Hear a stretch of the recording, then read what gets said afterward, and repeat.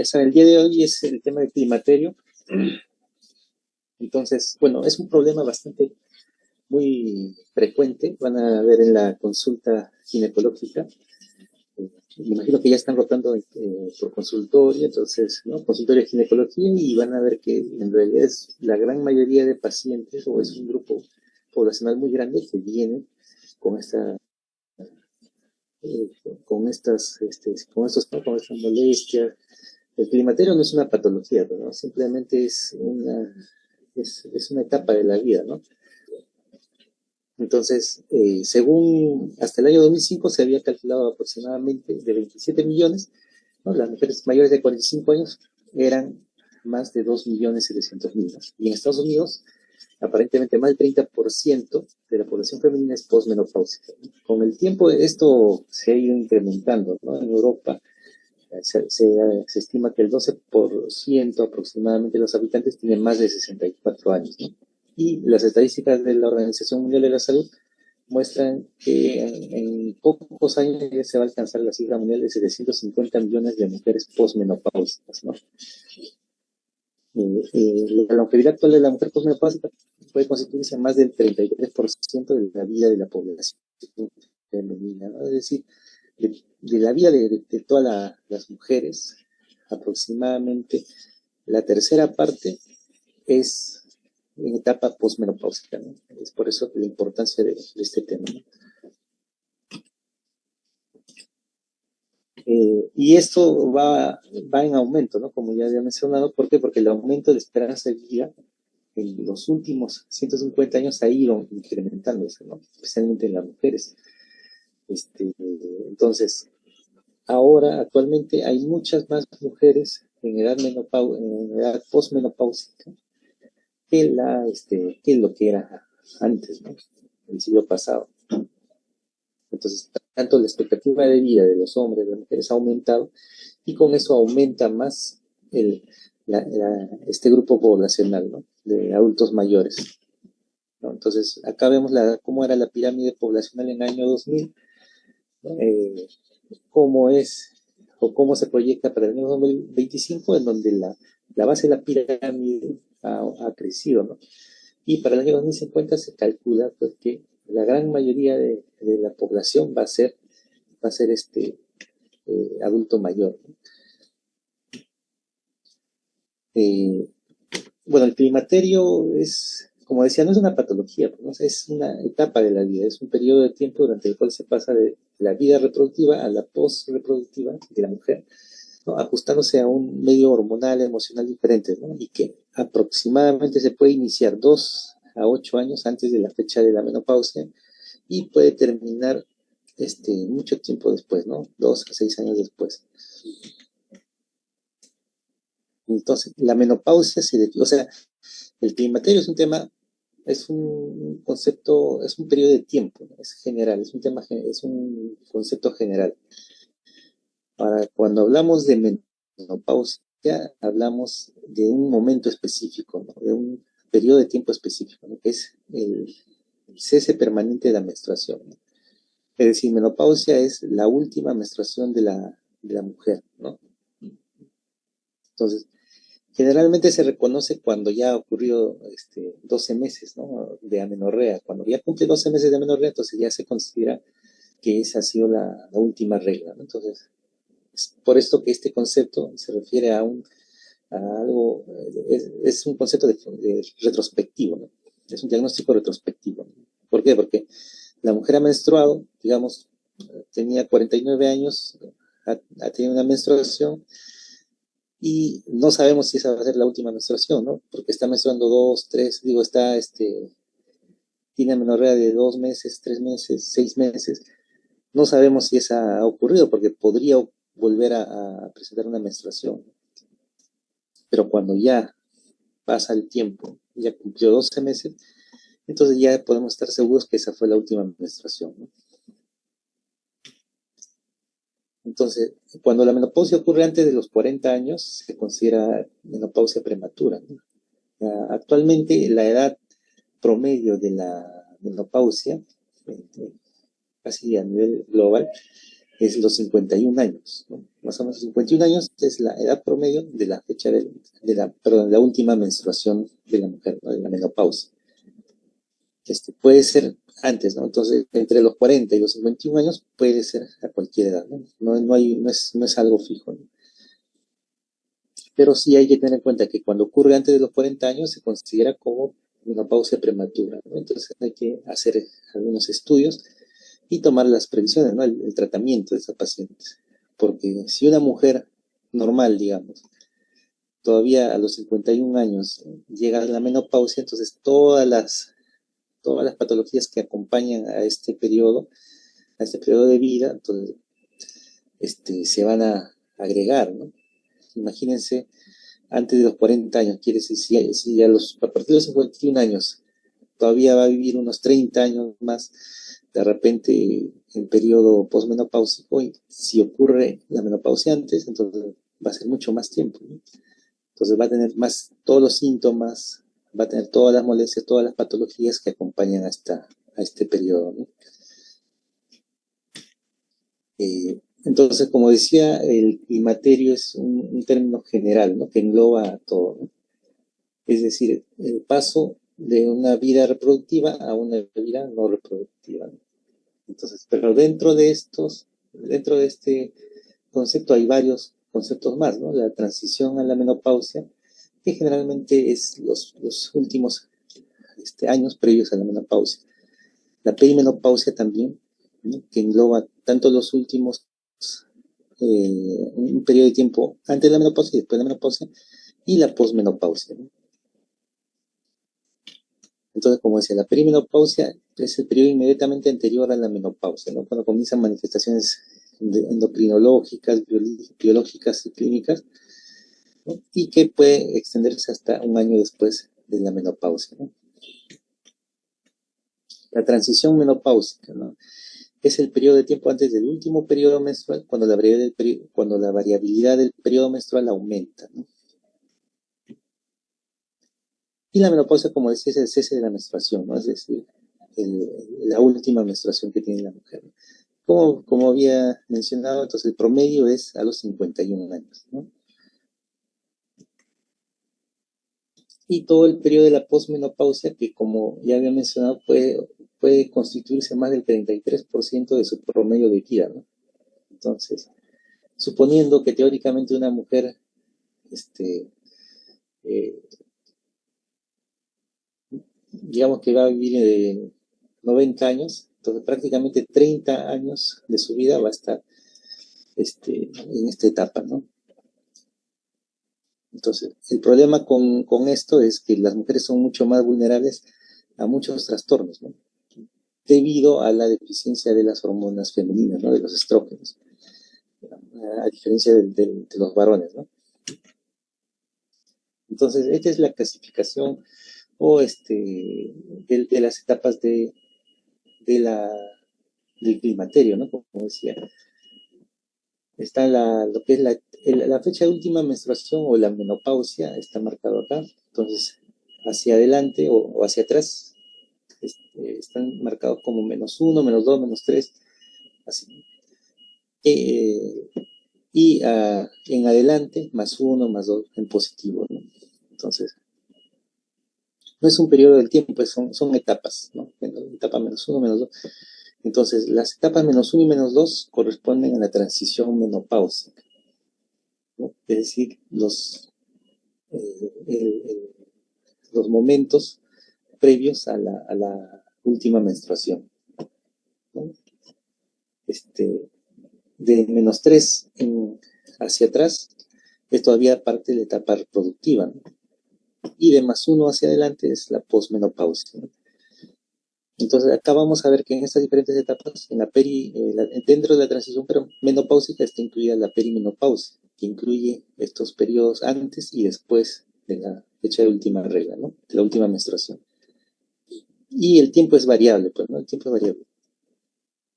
Entonces, ¿qué es lo que vamos a ver? ¿Qué manifestaciones ocurren en este periodo? Principalmente, o los más importantes, son las alteraciones del ciclo menstrual, ¿no? Y los síntomas vasomotores. lo más frecuente que se va a ver en la consulta ginecológica, ¿no? Entonces, los síntomas vasomotores que se presentan en la perimenopausia tardía, ¿sí? Este,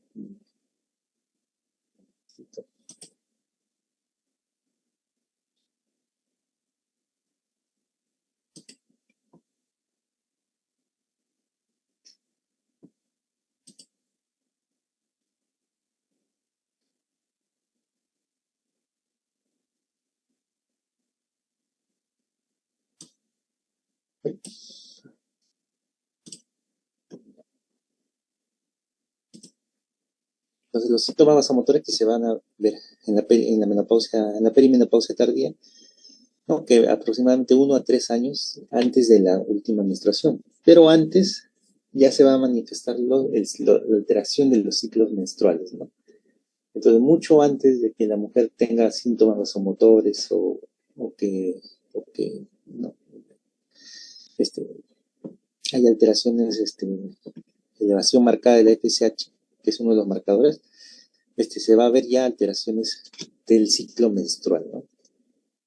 Entonces ya saben que, ustedes ya saben, bueno, de la clase del ciclo menstrual, han visto que los ciclos que ocurren tanto en los extremos de la vida reproductiva, ¿no? De la mujer, quiere decir, en la pubertad, en la adolescencia y en la perimenopausia.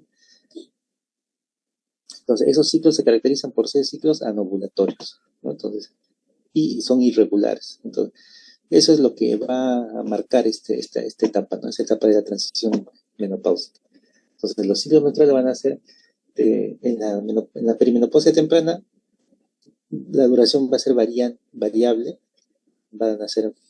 se van a convertir en ciclos, o sea, sangrado mayor, más de 7 días, ¿no? Y puede ser abundante, ¿no? Y en la menopausia, en la perimenopausia tardía, también se intercalan con periodos de amenorrea, ¿no? De más o menos 2 ciclos, o sea, 60 días o más, ¿no? En otras palabras, ¿qué es lo que van a decir las pacientes? Van a decir, uno, que están sangrando de forma abundante, otro, que están sangrando más días de lo común, de lo que normalmente menstruaban, y que después de esta menstruación que ha sido abundante y que ha sido por varios días, además ha dejado de menstruar ya 2 o 3 meses. Entonces, ese es un síntoma muy típico que manifiestan las mujeres, ¿no? Nosotros podemos eso evidenciarlo con los exámenes hormonales, ¿no? O sea, ¿cuáles son los cambios más importantes que se van a ver? La elevación de la FSH. Entonces, en la etapa de la perimenopausia, vamos a ver que comienza a elevarse la FSH y comienza a disminuir la concentración de hormona antimuleriana y la hormona inhibida, ¿no? Estas hormonas antimuleriana y inhibina en realidad no se utilizan de rutina, ¿no? O sea, la FSH sí se puede utilizar en pacientes ginecológicas que vienen por estos síntomas, ¿no? De repente para confirmar. Pero antimuleriana e inhibina se utilizan principalmente para el diagnóstico de infertilidad, ¿no? Entonces son hormonas, son muy sensibles y que se pueden ver que están disminuyendo mucho antes incluso de que se eleve la FSH, ¿no? Entonces, por eso que se utilizan como marcadores para el tratamiento, para tratamientos de infertilidad, ¿no? En este caso, para diagnóstico o tratamiento de la menopausia no se utilizan, ¿no? Pero sí hay que tener en cuenta que sí, son, disminuyen de forma más precoz, ¿no? Quiere decir que a una paciente le dosamos hormona antimuleriana o inhibina y va a estar mucho más severo. Incluso antes de que tenga cambios en la menstruación, ¿no? Entonces ya vemos que en la perimenopausia tardía, ¿no? Cuando ya está con síntomas, con amenorrea, con estas hipermenorreas, entonces ahí ya la FSH se eleva marcadamente, ¿no? Más de 25. Entonces la FSH elevada más de 25 es digamos, un marcador muy confiable de que ya esa paciente está entrando a la menopausia, ¿no? O está cerca de la menopausia. Y posterior a la menopausia ya la FSH se va a mantener elevada, ¿no? Ya prácticamente de por vida, ¿no? Entonces, los síntomas vasomotores es lo que vamos a ver en la perimenopausia tardía. Y vamos a ver que también persiste por varios años, ¿no? En las etapas de la posmenopausia, temprana y tardía incluso.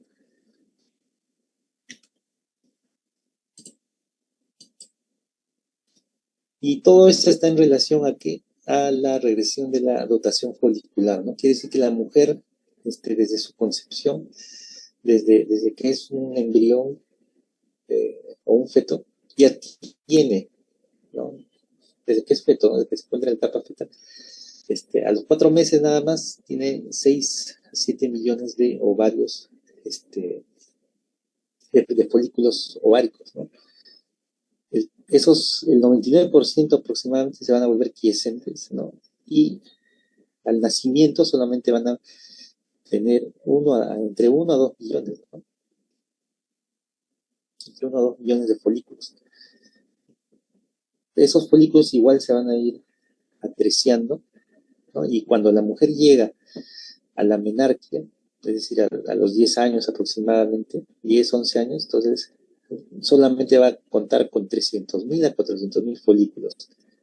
Y son esos folículos que ya a lo largo de la vida reproductiva van a comenzar a empezar los ciclos, ¿no? Entonces, ya saben que en cada ciclo, como ya han visto seguramente, en cada ciclo menstrual hay un grupo de folículos que se selecciona, pero de esos que se seleccionan solamente uno es el que va a desarrollar un ovocito, va a expulsar un ovocito y el resto de los folículos se va a triciar, ¿no? Entonces, y esto ocurre continuamente todos los ciclos menstruales, hasta que llegando a la menopausia, la mujer ya va a tener más o menos de 1.000 folículos, ¿no? Entonces, y como ustedes saben, estos folículos son los que producen, ¿no? Los que están encargados de producir las hormonas femeninas, tanto estrógenos como progestágenos, ¿no? Entonces, al ya no haber más folículos, entonces ya no va a haber producción de hormonas sexuales, ¿no? Entonces, ya saben, este es el ciclo, perdón, el eje hipotálamo, hipófisis, ovarios, ¿no?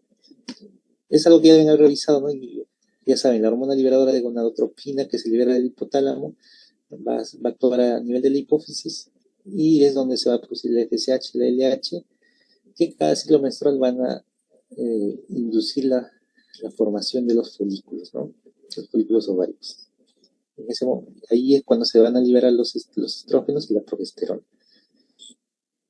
La LH también ya saben que es la que estimula la ovulación, ¿no? El pico de LH, ¿no? Y todo esto va a generar una inhibición retroactiva, ¿no? A nivel del hipotálamo.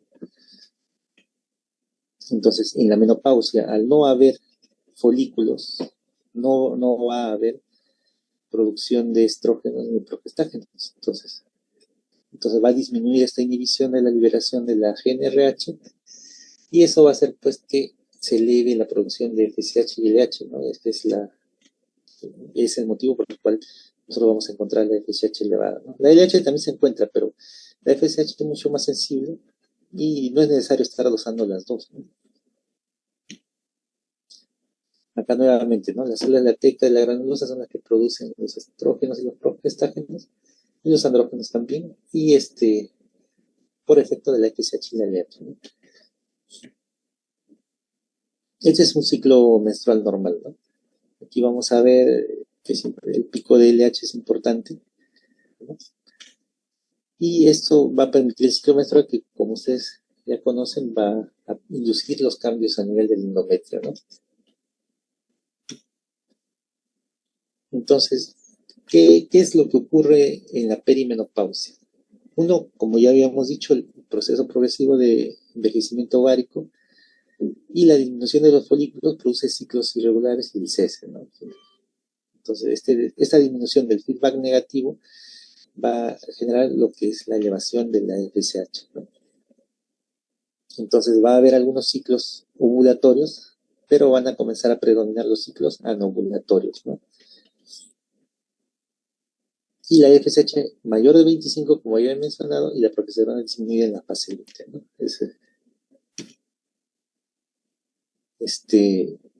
Entonces vamos a ver que la FSH se va a elevar entre 10 a 20 veces y la LH unas 3 veces, ¿no? Y los ovarios van a comenzar a atrofiarse, ¿no? Debido a la depresión folicular. Entonces, el ovario produce, a pesar de que ocurre todavía este fenómeno en donde ya no va a haber producción de hormonas femeninas, todavía el ovario puede mantener la producción de testosteronas, ¿no? Todavía unos años después de la menopausia. Ahora, las hormonas femeninas, los estrógenos principalmente, pues ya sabe que son importantes en la fisiología de la mujer, ¿no? Y como tal, o sea, actúa a varios niveles, ¿no? Vamos a ver que prácticamente en todo el organismo de la mujer hay receptores para estrógenos, ¿no? En el cerebro, en las mamas, ojos, tracto genitourinario, vasos sanguíneos, hígado, ovarios, hueso, en la piel, el cabello. Entonces, la falta de producción de estrógenos o la ausencia de estrógenos va a producir a nivel cerebral los hot flashes, que son los bochornos, insomnio, irritabilidad, alteraciones del humor, incluso está relacionado a la demencia, ¿no? Las mamas también, ya saben, ¿no? Los estrógenos de progesterona actúan principalmente para el desarrollo de las mamas, ¿no? En el ojo va a producir degeneración macular, en el tracto genitourinario, atrofia vaginal, incontinencia de estrés, dispareunia, ¿no? Enfermedad cardiovascular. Entonces, en el hígado va a haber, debido a la ausencia de estrógenos, va a alteración del perfil lipídico. Los ovarios ya sabemos, depresión ovárica, en huesos, osteoporosis y atrofia de la piel, ¿no? Entonces, todas estas alteraciones fisiológicas van a producir síntomas, ¿no? Entonces, ¿cuáles son los síntomas de instauración temprana, ¿no? En la que se pueden ver en la perimenopausia, como decía? Uno, lo más frecuente es alteraciones menstruales, como se llama el 90%. Síntomas vasomotores, 80%. De ahí, otros síntomas, alteración en la sexualidad, cambios neurológicos centrales, como decía, irritabilidad, insomnio, ¿no? Aproximadamente el 40%. Y eso va a ocurrir, como decía, tempranamente, ¿no? En la etapa perimenopáusica, en la transición. Entonces, como sea, los fenómenos o los trastornos más frecuentes son los menstruales, ¿no? Entonces, ya habíamos visto que 90% aproximadamente van a presentar sangrados o menstruales irregulares, ¿no? Entonces, siempre que una paciente, una mujer tiene un sangrado menstrual irregular, hay que evaluar la causa, ¿no? Especialmente mujeres jóvenes, ¿no? Es decir, mujeres menores de 40 años. ¿Por qué? Porque podría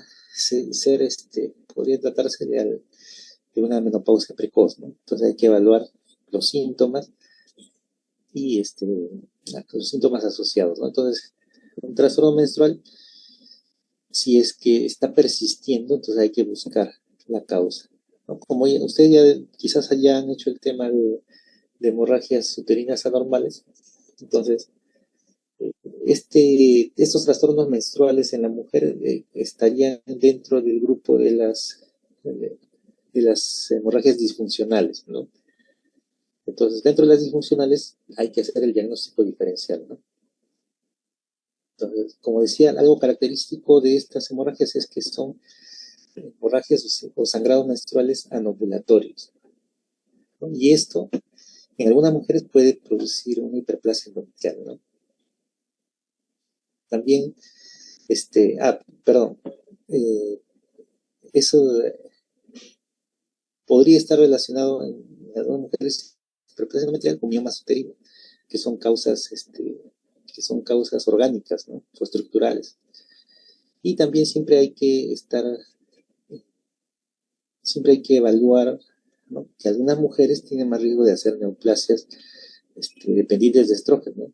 En este caso, el cáncer de endometrio, que se puede presentar en mujeres jóvenes y que puede estar relacionado a estos sangrados anormales, ¿no? Ya saben también que en toda mujer que se encuentre en edad fértil siempre hay que evaluar la posibilidad de que sea un embarazo, ¿no? Alteraciones o sangrados debido a un embarazo.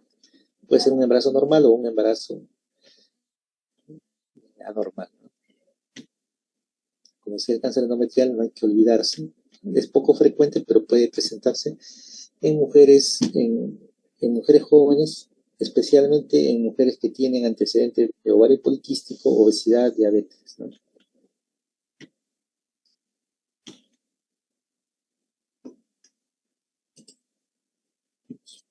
Los siguientes síntomas más frecuentes son los cambios en la termorregulación central, ¿no? Es decir, los síntomas vasomotores, ¿no? Llamados comúnmente bochornos, ¿no? O calores, y van a estar relacionados a diafresis, ¿no? Diafresis a predominio nocturno. Estos digamos, son los síntomas más molestos en realidad, ¿no?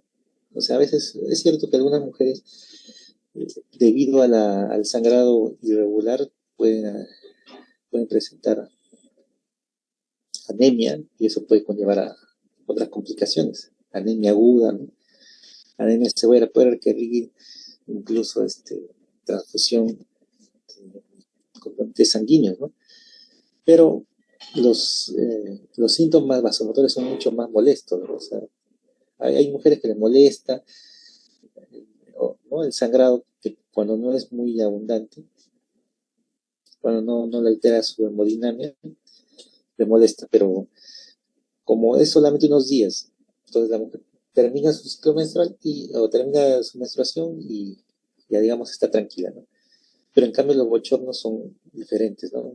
Estos síntomas son todos los días, todo el día, incluso durante la noche, y es uno de los síntomas más importantes que altera la calidad de vida de la paciente. Entonces, el del 11 al 60% se presentan durante la transición menopáusica, el 50% todavía presenta después de la menopausia. Incluso, como decía, estos síntomas se pueden presentar dos años antes de la menopausia, ¿no? Y como decía, el 85% sigue padeciendo los síntomas durante más de un año, ¿no? El pico de estos síntomas es al año de la menopausia, de la última menstruación. Y son los síntomas que alteran más la calidad de vida de las pacientes, ¿no? Entonces, más o menos las pacientes refieren que se sienten así, ¿no? Y no solamente es en un momento del día, sino en varios momentos del día, como digo, incluso durante la noche. Incluso es invierno y las pacientes se quejan, ¿no? Es invierno y tengo los calores, ¿no? Entonces, pues, esta es la frecuencia más o menos que se presenta en relación a la menopausia. El cero es la fecha de última menstruación o la menopausia, y vemos que el pico es al año. De ahí va disminuyendo poco a poco, pero si ustedes se dan cuenta, hay muchas pacientes que 12 años después todavía siguen teniendo, ¿no? Síntomas vasomotores, ¿no? O esos bochornos. Entonces, no es infrecuente encontrarse con mujeres de más de 60 años que dicen, sigo con los bochornos, ¿no? Entonces, y el problema, como decía esto, es que altera la calidad de vida de las pacientes, ¿no? ¿Cuáles son los factores de riesgo para estos síntomas vasomotores? El más importante es la menopausia quirúrgica, ¿no? Es decir, pacientes que se han retirado los ovarios por alguna causa, alguna patología ovárica, antes de los 50 años o antes de la menopausia, tienen más riesgo de padecer bochornos, ¿no? El primer año después de la oforectomía.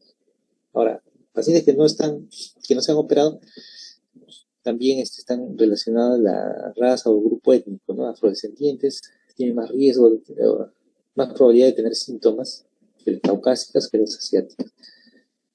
Eh, Otros riesgos que están asociados también, la menopausia precoz, ¿no? Concentraciones bajas de estradiol, sedentarismo, el tabaquismo, ¿no? La masa corporal baja, ¿no? El tabaquismo y consumo también de algunos alimentos, ¿no? Que son factores que se pueden modificar. Otros síntomas que son frecuentes en la consulta también van a ver que son las alteraciones urogenitales, ¿no? Entonces, van a ver que debido a la falta de hormonas, no va a haber un desarrollo completo de todas las capas del epitelio vaginal. Entonces, van a desaparecer las células superficiales, se reducen las intermedias y van a predominar las células de la capa basal y parabasal. Entonces, debido a esto, va a haber una pérdida también del colágeno, del estroma, el tejido adiposo va a disminuir, ¿no? Y va a disminuir también la vascularización de las secreciones glandulares, ¿no? Es decir, en general, lo que las pacientes manifiestan es que va a haber una resequedad, ¿no? Así es el síntoma principal. Entonces hay adelgazamiento de epitelio, hay fragilidad, hay mayor probabilidad de que de que sufra lesiones, desgarros, y infecciones, ¿no? Ya que también se altera el pH vaginal, ¿no? Se hace alcalino, entonces eso predispone a la proliferación de algunas bacterias, ¿no? También hay pérdida de la capacidad de contracción y el tono muscular del piso pélvico, ¿no?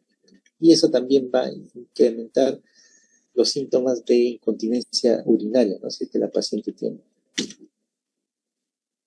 Entonces, ya saben, hay disminución de los estrógenos y hay mayor riesgo de infecciones, prolapso de la mucosa uretral, va a tener síntomas urinarios, disuria, polacturia, tenesmo, ¿no? Como si fuera una cistitis,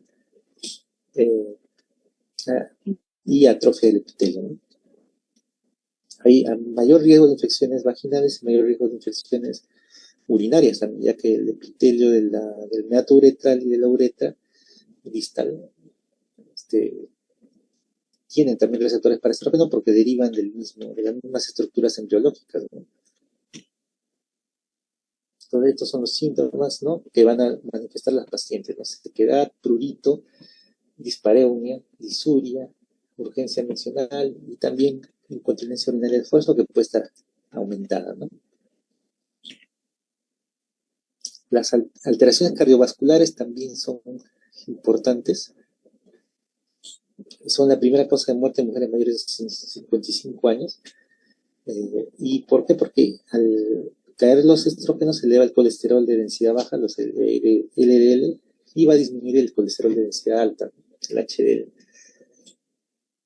Y esto ya saben que va a favorecer la formación de placas de ateroma, ¿no? Progresión de la aterosclerosis coronaria. Entonces, los estrógenos actúan a nivel de las células endoteliales, como ya habíamos visto, y tienen un factor protector, ¿no? Entonces, los estrógenos hacen el efecto de que las células las células endoteliales produzcan mayor óxido nítrico, debido a que aumenta la actividad de la sintetasa de óxido nítrico, y ya saben que el óxido nítrico favorece la vasodilatación, ¿no? Y disminuye la actividad de la enzima convertidora de angiotensina, disminuye la adhesión plaquetaria, y a nivel del perfil lipídico también, ¿no? Aumenta el HDL, disminuye el LDL, ¿no? Y eso al final va a tener un efecto de que va a disminuir la formación de placas ateromatosas, disminución del depósito de colesterol, disminución de la oxidación del LDL, ¿no? Entonces, al perderse la producción de estrógeno, todos estos fenómenos se van a invertir, ¿no? Entonces va a haber disminución del HDL, va a haber aumento del LDL, ¿no? Y eso va a favorecer la formación de placas ateromatosas, ¿no? También otros síntomas que son ya de instauración tardía son la pérdida de la masa ósea, ¿no? Y la, y la, y la, y la aparición de osteoporosis, ¿no? Pues, entonces eso se produce, ¿por qué? Porque el descenso de estrógenos va a tener efectos a nivel de la médula ósea, a nivel de los osteoblastos y las células endoteliales, ¿no? Eso al final va a producir una serie de producciones de factores este, interleuquina 1, del factor de necrosis tumoral alfa, ¿no? Va a haber disminución del factor de TGF beta y disminución del óxido nítrico. Al final esto va a producir una activación de los osteoclastos, ¿no? Eso, asociado a una mala absorción de calcio en el tubo digestivo, una pérdida de la masa del calcio iónico, sérico, va a generar un aumento de la paratormona y eso de forma global va a producir lo que es un aumento de la resorción ósea. Entonces, acá nuevamente lo vemos, ¿no? El estrógeno disminuye, se pierde ese efecto regulador que tiene sobre la resorción ósea se va a acelerar, no va a haber formación del hueso nuevo, y esto relacionado a un consumo bajo de calcio, que es general, ¿no? Generalmente se presenta en nuestra región, ¿no? Va a haber niveles bajos de calcio ionizado y eso va a estimular la producción de paratormona, ¿no? Y va a activar los osteoclastos. O sea, aumenta la resorción del hueso. Y eso es más notorio en la mujer debido a este fenómeno, ¿no? El problema es que la mujer por sí ya tiene una menor producción de masa ósea durante toda su vida en relación al hombre, ¿no? Entonces, el problema es que esto ya viene desde antes. O sea, no, cuando una paciente ya viene con osteoporosis, no es que recién ha desarrollado osteoporosis por la menopausia, ¿no? Sino que ya desde antes probablemente, si es que no había hecho actividad física, si es que no había consumido las cantidades adecuadas de calcio en su dieta, la masa ósea que tiene es baja.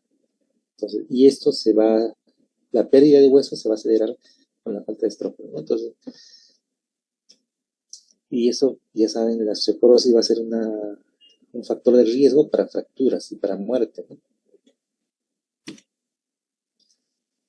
Podemos evaluar a las pacientes que vienen a la consulta con esta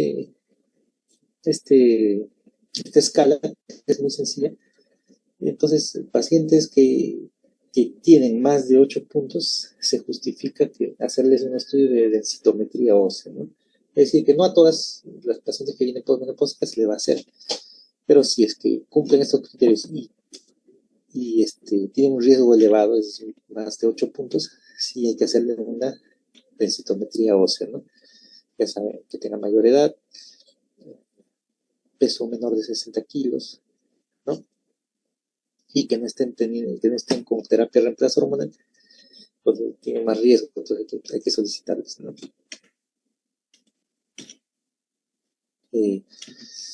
Otros síntomas frecuentes son los dolores articulares, que se puede presentar hasta el 50% más o menos de mujeres, y que se van a empezar básicamente como dolores articulares, ¿no? A nivel de las falanges, y también puede haber dolor en otras partes del cuerpo, ¿no? Generalmente es generalizado, ¿no? Pies, hombros, rodillas, caderas, ¿no? Entonces, ahora, el detalle es que este cuadro de dolor articular no está relacionado a la osteoporosis, claro, a la osteoporosis o a las artritis, ¿no? Entonces, es un diagnóstico de exclusión. Es decir, primero hay que descartar que no tenga estas alteraciones, osteoporosis, artrosis, artritis, ¿no? Entonces, solo si es que no hay nada de esto, se podría considerar que estos dolores articulares son por la menopausia, ¿no? Otros síntomas, bueno, ya el declive de la fertilidad pues es algo intrínseco, ¿no? Ya, como decíamos, precisamente el climaterio es eso, ¿no? Es el pase de una etapa reproductiva a una etapa ya no reproductiva, ¿no? Entonces vamos a ver que va a haber una caída brusca a partir de los 40 años de la fertilidad, con un aumento de abortos espontáneos, anomalías cromosómicas y complicaciones obstétricas, ¿no?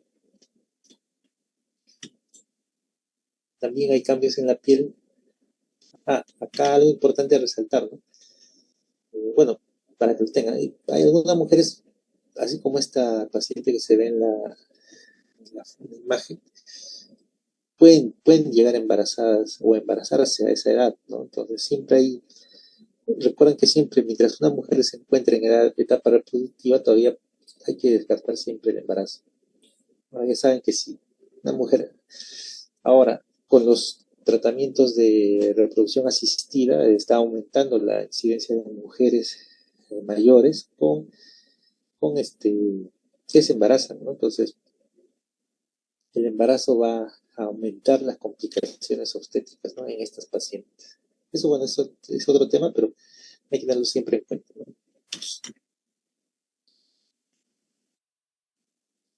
Los cambios en la piel, como ya habíamos dicho, por disminución del colágeno, adelgazamiento y debilidad de la piel, va a haber más arrugas, la piel seca, lentigos, y la masa ósea y el colágeno disminuyen en paralelo, ¿no?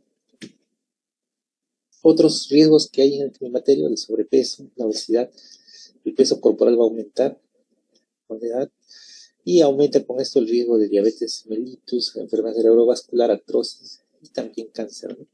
Mira, ya saben que hay una asociación muy clara entre la obesidad y los cánceres ginecológicos, el cáncer de mama especialmente.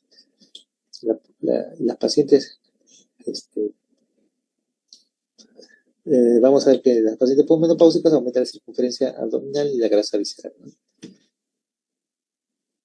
Ahora, la asociación del cáncer de mama y la terapia de reemplazo hormonal, porque muchas veces ese es digamos, el debate, ¿no? O sea, es una paciente que es posmenopáusica y que le vamos a dar terapia de reemplazo hormonal, ¿no? Entonces, en el siglo pasado, cuando fue el boom de la terapia de reemplazo hormonal, se le daba a todas las pacientes, pues, pero se vio que hubo un aumento de incidencia de cáncer de mama. Entonces, a partir de ahí bajó un poco el uso de terapia de reemplazo y se comenzaron a hacer estudios, ¿no? Entonces, se ha visto que en pacientes, en general, ¿no? No hay un riesgo aumentado eh, muy significativo, ¿no? Es decir, hay otros factores que tienen más riesgo de hacer o de desarrollar cáncer que la terapia de reemplazo hormonal. La terapia de reemplazo hormonal de 5 años tiene un riesgo relativo de 1.12 comparado con el índice de masa corporal mayor de 29 que tiene 1.48, ¿no? O que haya tenido su primer embarazo más de los 30 años, que también es 1.48, ¿no? O que el consumo de alcohol o una menopausia tardía, ¿no? Entonces, eh, no es no es tan cierto que la terapia de reemplazo hormonal vaya a producir cáncer de mama, ¿no? Entonces acá vemos también en este cuadro como otros factores como el alcohol y el sobrepeso tienen mucho más riesgo, ¿no? De producir cáncer de mama o de estar asociados a cáncer de mama, ¿no? Que la terapia de reemplazo hormonal, ¿no? Acá vemos terapia de reemplazo hormonal a los 5 años, a los 10 años, ¿no? A los 5 años en color negro, a los 10 años en color naranja, y vemos que se mantiene casi, ¿no? Entonces, bueno, ¿cuál es el tratamiento para estos síntomas de la menopausia, ¿no? Los síntomas climatéricos, como quieran decir? Entonces, en general, hay recomendaciones que se pueden dar a todas las pacientes, ¿no? Como es dieta equilibrada, dejar de fumar, que consuman calcio suficiente, vitamina D. Eh, las guías recomiendan que el consumo de calcio debe ser pues de 1.000 miligramos, más 1 gramo, ¿no? Al menos durante el día. Entonces, si en nuestra dieta normal no consumimos tanto calcio, entonces debemos tomar suplemento, o las pacientes deben tomar suplemento, ¿no? De calcio y vitamina D. También hacer ejercicio físico regular en general, ¿no? Ya saben que la actividad física desde el inicio aumenta o ayuda a aumentar la masa ósea. Entonces, por eso es que siempre debería haber ejercicio físico en todas las mujeres, ¿no? desde jóvenes, porque ya han visto que la actividad física desde el inicio de la vida va a hacer que aumente la masa ósea, ¿no? Entonces siempre es bueno que las mujeres hagan ejercicio, ¿no? Y evitar el consumo excesivo de alcohol y café, que eso, bueno, vale para todo, ¿no? Este, respecto al síndrome vasomotor, entonces, si la sintomatología es leve, se puede, se le puede dar medidas no farmacológicas, ¿no? Es decir, que use ropa ligera, mantener la temperatura del ambiente óptima, es decir, que haya ventilación, la respiración que sea pausada, relajación muscular o que haga ejercicios, ¿no?, de relajación, eh, disminución de peso, que deje de fumar, limitar ingesta de alimentos calientes o picantes, ¿no? Porque eso sí se ha visto que aumenta la frecuencia de la intensidad, ¿no?, de los bochornos. Y otras medidas que pueden ayudar, ¿no?, la acupuntura, el yoga, las vitaminas. En general no hay mucha evidencia respecto a las vitaminas, ¿no? Pero sí se ha visto que puede tener algún efecto beneficioso, ¿no? La vitamina E, el complejo B, ¿no? Este, y respecto a lo que ya es tratamiento, el tratamiento no hormonal, ¿no? Se puede dar la clonidina, se puede utilizar inhibidores de la recaptación de serotonina, ¿no?, como la paroxetina, la gabapentina, y algo también que se ha visto en los últimos años, que es la fitoterapia, ¿no? El el consumo de isoflavonas o de proteína de soya o de otras algunas plantas. Se ha visto que disminuyen la frecuencia de estos bochornos, ¿no? Entonces,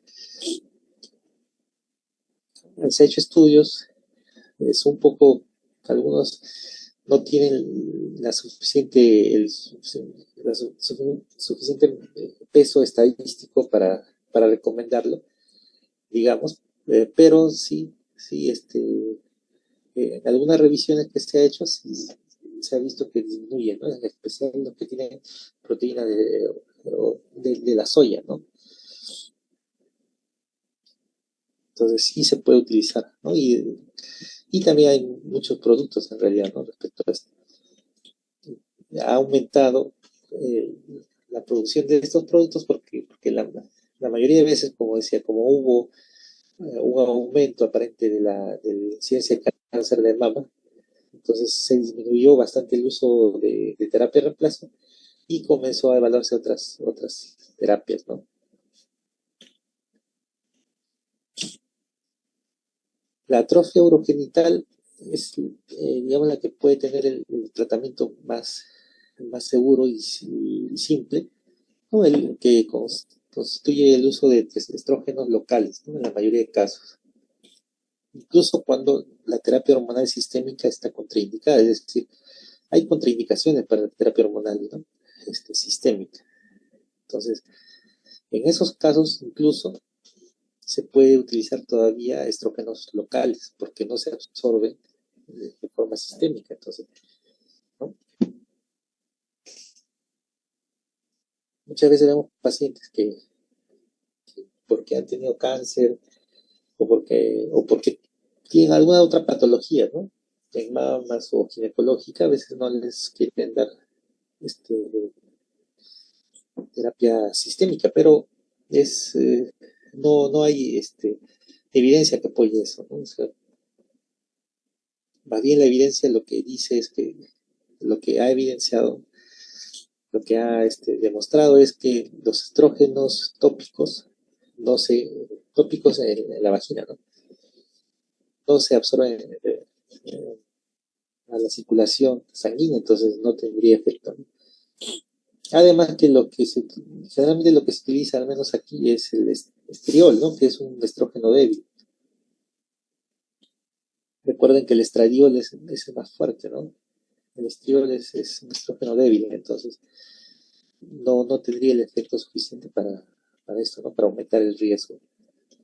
Y en síntomas severos, sí, pues si es que la atrofia urogenital ya tiene es muy, muy marcada no responde bien al tratamiento tópico, se le puede dar terapia sistémica, siempre que no haya contraindicación, ¿no? Para disfunción sexual siempre hay que descartar que haya trastornos endocrinos, metabólicos o psiquiátricos, ¿no? O problemas de pareja, ¿no? El uso de estrógenos vaginales mejora, pero solo en casos que el deseo sexual se encuentre en tipo activo, puede utilizarse, puede ayudar la testosterona exógena, ¿no? Lo que es el chip de testosterona, que está últimamente en boga, ¿no? O sea, se ha visto que solamente ayuda cuando hay una disfunción del deseo sexual hipoactivo, ¿no? Es un trastorno que necesita hacerse un diagnóstico preciso, ¿no? No es que a todas las mujeres se les va a dar, ¿no? Testosterona, ¿no? Entonces, y a todas no les va a ayudar, ¿no? Como decía, no todas necesitan este tratamiento. Para la osteoporosis se puede utilizar pues los bifosfonatos, ¿no? Que es el tratamiento indicado, además de la ingesta del hierro, ¿no? Del calcio, perdón.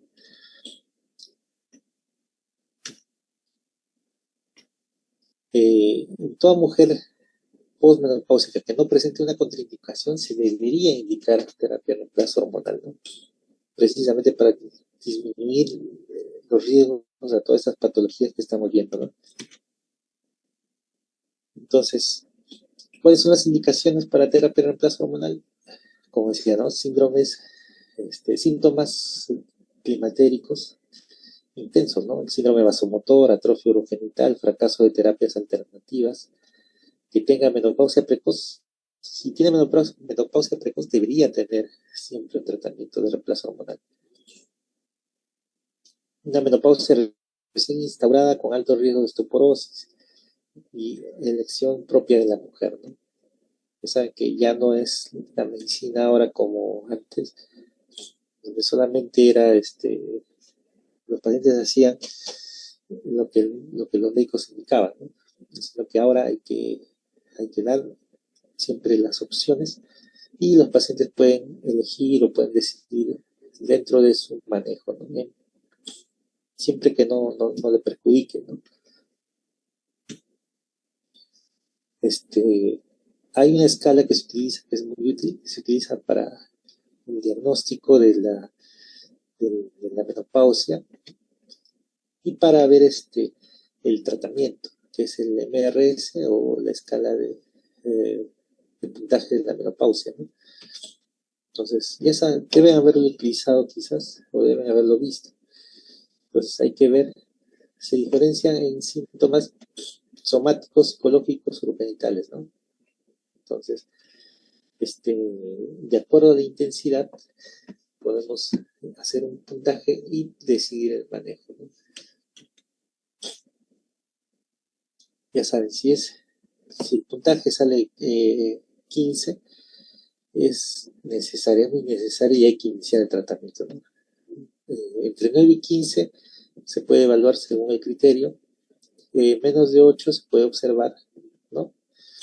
Y se puede ver con 8 o menos, se puede hacer todavía el tratamiento cuando cuando cumple puntaje 8 con dominio somático, cumple 6 con dominio psicológico o 3 con dominio urogenital, ¿no?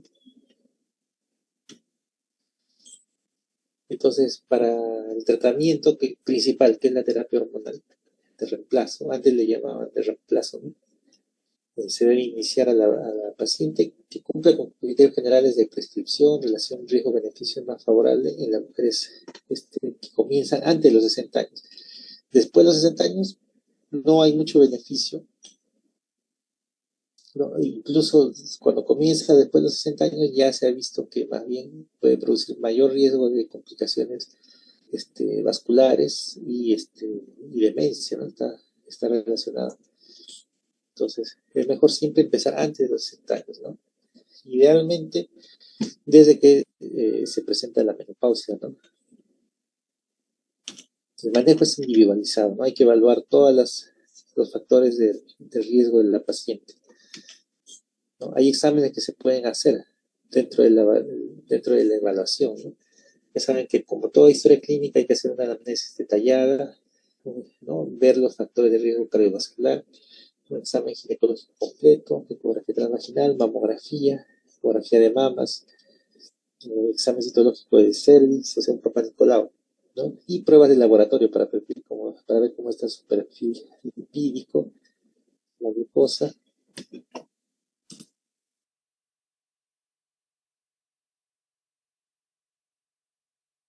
¿Me escuchan bien? Parece que mi internet estaba fallando un poco. No, sí se le escucha, doctor. Ok. Examen completo de orina, TSH, densitometría ósea también se puede hacer, ¿no? Si es necesario. Y valorar otras contraindicaciones, ¿no? Entonces, ¿cuáles son las contraindicaciones de la terapia de reemplazo hormonal? Absolutas, que tenga diagnóstico de cáncer de endometrio, cáncer de mama, que tenga un sangrado uterino inexplicado o que todavía esté en estudio, es decir, patología endometrial, ¿no? Pólipos, hiperplasia, ¿no? Enfermedad tromboembólica, también hepatopatías, también contraindica el uso de terapia hormonal, enfermedad renal grave, hipersensibilidad a los componentes activos, ¿no? Y trombofilias. Contraindicaciones relativas, ¿no? La hipertensión arterial crónica, el lupus eritematoso, la porfiria, ¿no? Entonces, esas son contraindicaciones relativas, ¿no? Y que, digamos que la terapia sistémica no se podría utilizar en estas, pero sí se puede utilizar terapia tópica o terapia transdérmica, ¿no? La miomatosis, endometriosis, ahí en estos casos, la hiperplasia endometrial que ya ha sido tratada, una enfermedad coronaria previa o ACV, antecedentes de enfermedad tromboembólica, el cáncer de endometrio tratado, es decir, que ya se operó, ya no tiene útero, ¿no? Autoesclerosis, demencia, negación personal, ¿no? Entonces, es decir, las contraindicaciones absolutas son las que ya mencioné y las relativas. En las relativas es donde ya va a primar el riesgo-beneficio, ¿no? Es decir, ya hay que ver si es que esta paciente se va a beneficiar más de los riesgos que tiene, ¿no? Y este es un algoritmo para evaluar a estas pacientes, ¿no? Desde que ingresa, como decía, este es un algoritmo que publicó la Sociedad de Ginecobstetricia de acá del Perú, de unos autores chilenos, en donde en el primer control se le va a ver, se va a evaluar a la paciente, ¿no? Se le va a aplicar la escala MRS, se va a registrar el puntaje, se va a hacer el examen físico, haciendo énfasis en el índice de masa corporal, presión arterial, circunferencia de cintura, examen ginecológico, examen de mamas. Y se le va a pedir los exámenes de laboratorio, ¿no? Perfil lipídico, glicemia, citología cervical, mamografía, lo que ya habíamos mencionado. Si cumple criterios de síndrome metabólico, ¿no? Evaluamos el riesgo de osteoporosis con la escala que ya hemos visto. Y para su segundo control que vamos a revaluar con todos los resultados, vamos a ver cuántos puntos, ¿no? Si tiene más de 16 puntos, iniciamos terapia inmediato. Entre 16 y 9 habíamos visto terapia según criterio médico y menos, igual o menos de 8, podemos observar o podemos ver dependiendo de lo que, como habíamos visto, ¿no? Si es que tiene somático más de 8 puntos, psicológico más de 6 o organización más de 3, se puede iniciar terapia. O también una opción puede ser que se puede mantener en observación y controlar en un año, ¿no? Acá es, acá es menor, ¿no? Acá había un error. Es menor. Y si es que ya estamos decidiendo iniciar terapia de reemplazo hormonal, hay que evaluar si la paciente tiene útero o no tiene útero. Entonces, si tiene útero, siempre hay que darle progestágenos. Es decir, si no tiene útero la paciente, se le puede dar estrógenos solos. ¿no? Porque ya no tiene riesgo de desarrollar cáncer de endometrio. Pero si es que la paciente todavía tiene útero, hay que darle progestágenos para que contrarresten el efecto de los estrógenos, ¿no? Entonces, con útero se le puede dar, ¿no? Un valerato de estradiol, estradiol micronizado, estrógenos orales, con progesterona, ¿no? Micronizada, ¿no? Entonces, también es una opción darles tibolona, ¿no? Tibolona es un esteroide sintético, pero el problema con la tibolona es que sí se ha visto en los estudios que tiene un riesgo mayor de cáncer de mama, ¿no? Entonces hay que hacerle, eso, la tibolona sí hay que utilizar con mucho más criterio, ¿no? Hay que tener más cuidado con la tibolona. Si es que la paciente no puede utilizar estrógenos vía sistémica o estrógenos orales, puede utilizar estradiol transdérmico en gel o parche, ¿no? Y como decía, si es que tiene útero, siempre hay que darle junto con progesterona, ¿no? Progestágenos. Y hay que evaluar el tratamiento como va, ¿no? Si es que la paciente tiene contraindicaciones y no puede utilizar terapia hormonal, ¿cuál es una contraindicación de terapia hormonal vía oral? Obesidad, hipertensión crónica, hipertrigliceriemia, enfermedad tromboembólica, hepatopatía, ¿no? Entonces, y la terapia transdérmica que se tiene que evitar en casos de cáncer de mama, cáncer de endometrio, sangrados inexplicados, relativos, lupus, porfiria, ¿no? Y el seguimiento se hace, si está utilizando terapia, se le hace a los 2 meses, ¿no? Para ver, repetir la escala, ver cómo sigue con el examen físico, el índice de masa corporal, la presión, la circunferencia abdominal, ¿no? Para ajustar la terapia de reemplazo, ¿no? Y si es que no está utilizando la terapia de reemplazo hormonal, se puede hacer el control al año, ¿no? Entonces, igual, si es que no está utilizando, se le hace al año y ya se ve si es que es necesario suspender o continuar el tratamiento o instaurar un nuevo tratamiento, ¿no? Hay varios esquemas, como había mencionado, depende mucho de si tiene útero o no tiene útero. Si tiene útero, hay que darle siempre estrógenos con progestágenos. Ahora, si uno le da cíclico, los esquemas cíclicos van a hacer que, o en una mujer que tiene útero, van a hacer que menstrue, ¿no? Entonces, hay un periodo de descanso, ¿no? En cambio, hay esquemas que son continuos, en donde no va a haber sangrado vaginal, ¿no? Entonces la paciente no va a sangrar, donde se le da estrógenos y progestágenos, ¿no? Y bueno, la idea de todos estos tratamientos, de, ¿no?, evaluar bien a la paciente y todo, es para evitar estas, ¿no?, en lugar de tener una mujer, una paciente en esa situación, tengamos pacientes, ¿no?, en otra situación más, con una calidad de vida mejor, ¿no? Bueno, eso sería todo por ahora. ¿Tienen alguna duda? ¿Alguna pregunta?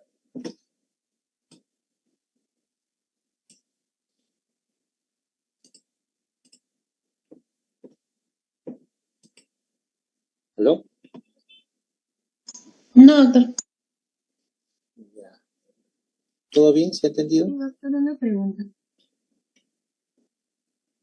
Si a la paciente se le realizó, se le hizo la histerectomía y ya pasó más de un año, igual se le puede, puede retomar la terapia o solo se le evaluaría ¿Cuál terapia? la terapia hormonal. ¿Cómo? Si es que se le extirpa el útero por patología benigna. Claro. Ujú. O- Ya, bueno, sí, siempre que es por patología benigna y la paciente ya no tiene útero, se puede utilizar terapia hormonal. Puede ser incluso solamente estrógenos, ¿no? Entonces, solamente hay que evaluar el otro riesgo, el otro factor de riesgo, que sería el cáncer de mama, ¿no? Entonces, pero la paciente sin útero puede utilizar solo estrógenos, no hay problema. Sin importar el tiempo que haya pasado. ¿Cómo? Y no importa que haya pasado mucho tiempo. No importa que haya pasado tiempo, ¿no? O más de un año o menos de un año es igual, o sea, incluso como decía, ¿no? Pacientes en los que por algún motivo se le ha extirpado el útero o los ovarios, este, eh, antes de la menopausia, se le puede instaurar el tratamiento desde ese momento, ¿no? Gracias. Ok. Doctor, ¿Alguna una otra? consulta. Sí. ¿Sí? En el caso de que mencionó que la terapia hormonal a partir de los 60 tenía menos eficacia, entonces como no se recomendaba, en esos casos serían las alternativas las que son locales. Y también quería preguntar acerca de si en el caso de la paciente que empieza desde los 50 años con la terapia hormonal, ya llegando a los 60, ¿se cambiaría el tratamiento o sigue con la terapia hormonal? Ah, ya, no, claro, la terapia hormonal no se puede, bueno, la primera pregunta, sí se puede utilizar, después de los 60 se puede utilizar la terapia tópica, ¿no? ¿Por qué? Porque después de los 60 el mayor, digamos, los síntomas más importantes son los urogenitales, es decir, la resequedad vaginal, la atrofia, ¿no? Entonces, después de los 60 se puede seguir utilizando los estrógenos tópicos, ¿no? Este,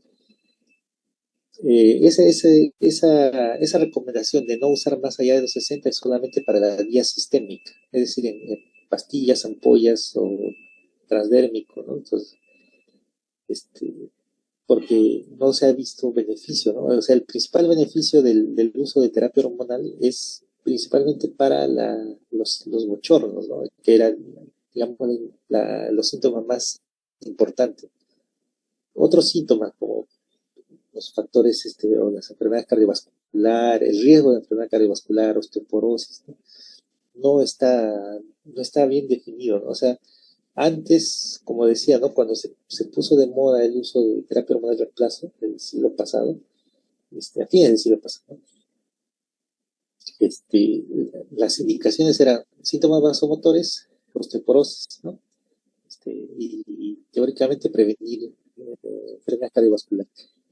Pero en realidad después se vio que no era, no ayuda a prevenir, ¿no? Osteoporosis, sí previene, lo, o mejor dicho, sí ayuda a tratar, o se benefician más las pacientes que tienen síntomas vasomotores, que son los síntomas más intensos, los más molestos, en otras palabras. Sí ayuda un poco, como decía, ¿no? Mantener la masa ósea, ¿no? Un poco disminuir el riesgo de enfermedades cardiovasculares, ¿no? Pero más allá de los 60 años ya no se ha visto beneficio, ¿no? Es por eso que ya no se recomienda. Aparte de a mayor tiempo que se utilice la terapia, eh, tiene un poco más de riesgo de hacer cáncer de mama. Entonces, como decía, o sea, hasta 10 años se ha estudiado y llegando a los 60 años se podría dejar de utilizar y mantener solamente la terapia tópica, ¿no?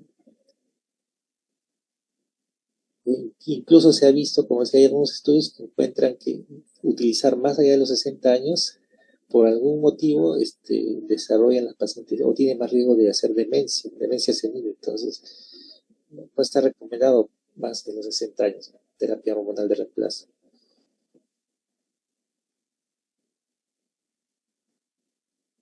Eh, ¿Aló? Doctor, una pregunta. Sí, Hay gracias. una, está de boga el tema de las terapias con hormonas bioidénticas. ¿Es eso lo que usted está mencionando? No, no, no. No, la terapia hormonal de reemplazo hay varios tipos de terapia hormonal, ¿no? Puede ser con estrógenos conjugados, estrógenos equinos, o sintéticos, ¿no? Entonces, esa terapia bioidéntica no, ese es otro tipo de tratamientos, ¿no? Ok, gracias. Doctor, una consulta más. En el caso de la resequedad vaginal en esas pacientes, lo que mejor les va es el estrógeno que sea de tipo tópico a nivel de la vagina, o es usando óvulos. ¿Cómo dices? Disculpa, no te escuché bien. Sí, que la resequedad vaginal, o sea, el problema urogenital de la mujer posmenopáusica, ¿es mejor cuando se usan estrógenos de tipo tópico a nivel de vagina o cuando se usan óvulos?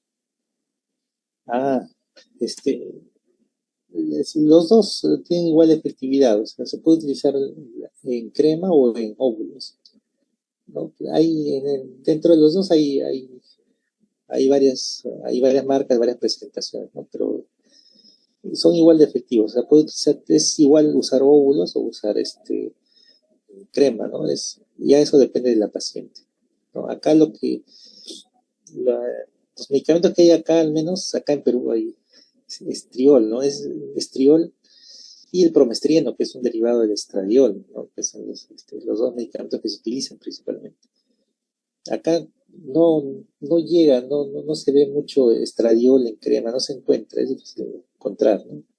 En otros países sí está indicado el estradiol en crema para terapia tópica vaginal, ¿no? O en óvulos, ¿no? Pero acá no llega, ¿no? Como decía, acá todavía hay resistencia en utilizar, bastante resistencia, ¿no? En utilizar estrógenos por el riesgo, el supuesto riesgo elevado que tiene de cáncer de mama, de cáncer de endometrio, ¿no? Entonces, como ya hemos visto, no es significativo, o sea, sí es cierto que hay que tener cuidado y la paciente tiene que saber, ¿no? Cuando nosotros vamos a indicar terapia hormonal, la paciente tiene que saber que hay un riesgo mayor, ¿no? de la terapia sistémica. Pero con los tratamientos tópicos a nivel vaginal no se ha visto, ¿no? Y eso influye, ¿no? Que en la misma sociedad, como digo, los laboratorios no traen esos productos aquí, ¿no? Pero sí, a medida que se vaya utilizando, se vaya viendo, se vaya difundiendo más, ¿no? Toda esta información, o sea, sí, las pacientes comienzan a utilizar y los laboratorios pueden comenzar a traer estos medicamentos, ¿no? Como decía, actualmente lo que hay acá solamente es estriol, en que hay en crema, en óvulos, y también el promestrieno, ¿no? Que es un derivado del estradiol, este, es sintético, ¿no? Entonces, pero se puede utilizar cualquiera de los dos, ¿no? Y en óvulos o en crema es distinto, es igual. Está bien, gracias, doctor. Ok. Doctor, disculpe. Doctor, ¿Aló? ¿Sí, alguna duda más? sí, doctor, disculpe, ¿me escucha?